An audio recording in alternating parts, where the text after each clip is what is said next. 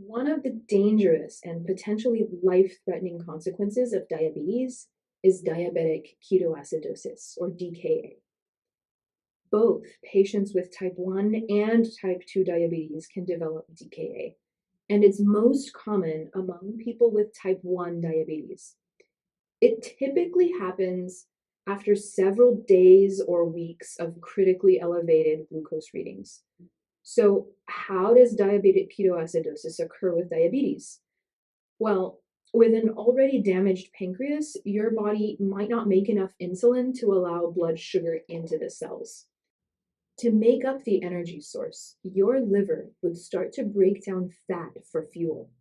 This process makes acids called ketones or ketone bodies. However, when too many ketones are produced all at once, they can build up into dangerous levels in your bloodstream. And when this happens, you'll probably develop some diabetic ketoacidosis and start to have some pretty bad symptoms. So, first, let's discuss the signs and symptoms of DKA. DKA usually develops slowly and is hard to notice at the beginning. Some common early symptoms include being very thirsty and urinating a lot more than usual, especially at night.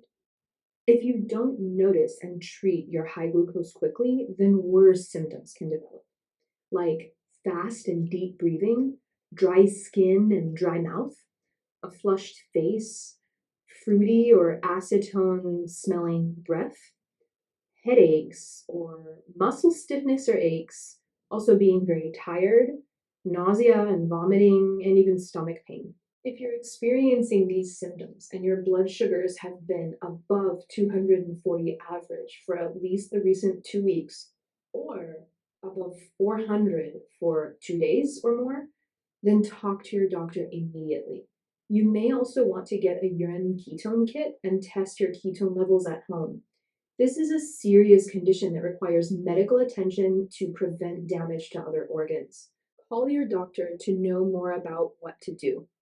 If you don't have an insulin regimen to treat the high at home, you might need to visit urgent care or emergency if you can't get in touch with your doctor. Also, if this high glucose is a surprise to you, or if you're checking typically less than 4 times a week, then this may be a sign that you just need to check more often. Check your sugars multiple times a day until they get stable. And in the future, watch out for things that can cause glucose spikes like this. There are many causes for DKA. Some common ones include illness. When you get sick, you may not be able to eat or drink as much as usual, which can make your blood sugars hard to manage. Fever can also make glucose rise a little. So if they start high, then they'll definitely get higher when you're sick. If you skip insulin shots, have a clogged insulin pump or tubing, or you take the wrong insulin dose or inject insulin in the same spot, this can also cause it. Over-restricting carbohydrates, like with the keto diet or fasting, though it seems tempting for weight loss, just don't do it, please. Heart attack or stroke, physical injury such as from a car accident, and also frequent alcohol or drug abuse can cause these spikes.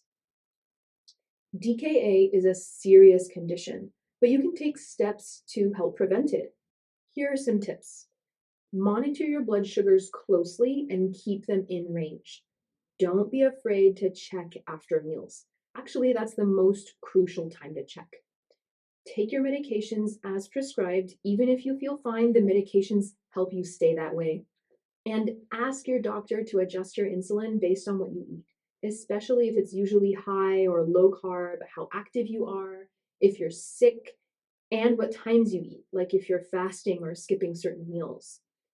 If you're concerned about DKA or you have questions about how to manage your diabetes, talk with your doctor and ask for a referral to iHealth's Medical Nutrition Therapy or MNT service for individual guidance.